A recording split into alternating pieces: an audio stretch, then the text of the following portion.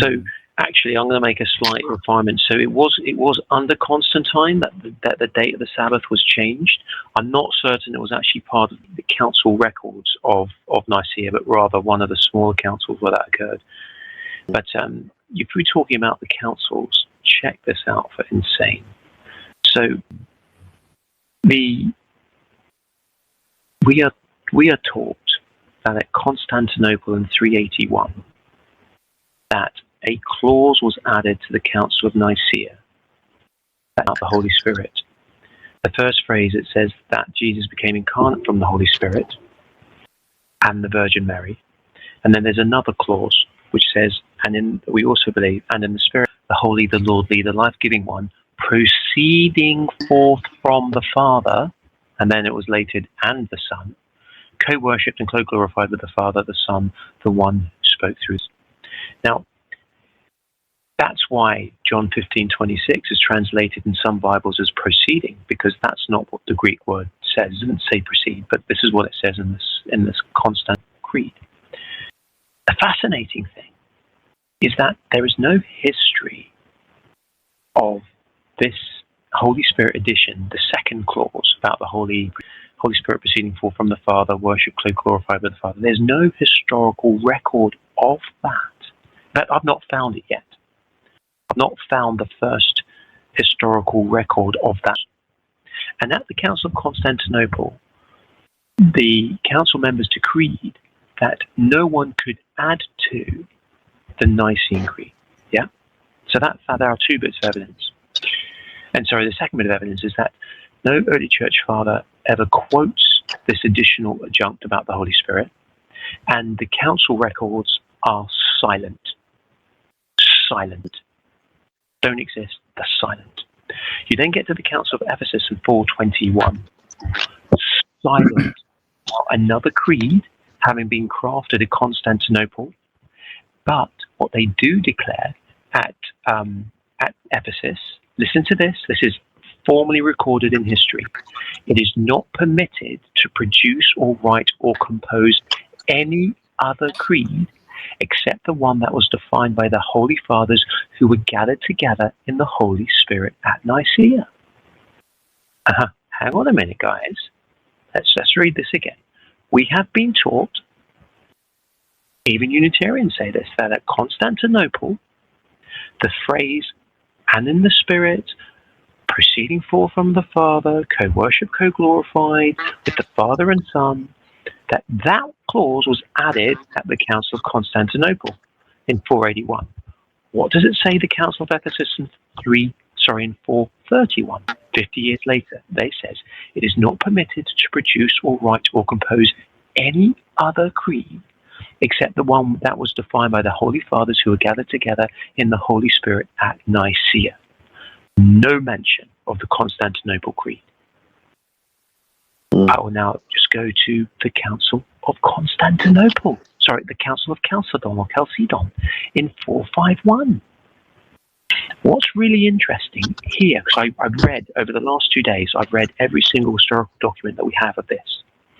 And what they do quote from the Constantinople Creed is that Jesus was born through the Holy Spirit. So this statement that Jesus became incarnate from the Holy Spirit and the Virgin Mary. So that is quoted at Chalcedon. But there is no mention of the Holy Spirit being co-worshipped, co-glorified, proceeding forth from the Father and Son. There's nothing. But listen what it does say.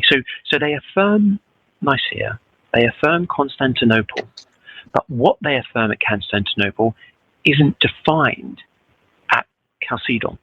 Yeah, so my task over the next week is I'm going to be writing to lots of proper Bible nerds, people who study all this stuff, and I'm going to try and find the earliest historical document we have of what is known as the Constantinople Creed with that extra statement about the Holy Spirit.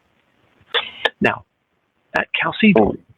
I was just going to say, is it, because I just found something, is it called Niceno-Constantinople? Yes. Yeah. Yeah. So that's another name for the Creed of Constantinople. But what you see there... Oh, yes, sorry, mate, yeah. Well, I just mean the updated Yeah, so I wasn't going to deal with the argument. So what a Trinitarian would argue is that, oh no, this wasn't an addition to the Creed of Nicaea. It was just a small addition. Well, I'm sorry. That's a complete lie. A single half a sentence saying that Jesus proceeded forth from the Holy the sentence that Jesus became incarnate from the Holy Spirit and the Virgin Mary, that's a tiny addition to Nicaea. That's big significant. But the statement that the Holy Spirit proceeded forth from the Father and the Son is co-worshipped and co-glorified with the Father and Son. Bearing in mind, no one's yet declared that we worship and co-glorify the Father and the Son in any creed yet. We don't get that until the Council of, beginning with the Athanasian Creed. Yeah. So, but at the Council of Chalcedon in 451, there is no additional formal creedal statement that is crafted, other than there's discussion about Mary being the God-bearer and all this stuff. But there is lots of good chat. That was the Council of Ephesus, 431, where they said that Mary was Theotokos. It was in 431. Yes, and then they confirm that. And so basically, I'm not going to go through all the other bits of the council. I'm just going to quote this from the Council of Chalcedon, which is 451, because it plays into your point, Will, about how can Protestants accept all these varying creeds. Because most churches today profess the Athanasian Creed that declares he who wishes to be in a state of salvation must profess the Trinity. We worship one God in Trinity and Trinity in unity. Now, no one knows who wrote that creed. No one knows where it was wrote or where it was written. So no one knows who did it, where, or when. Yeah? That's a historical, irrefutable fact. But what we know in 451 at the Council of Chalcedon, this is what the assembled bishops declared. Yeah?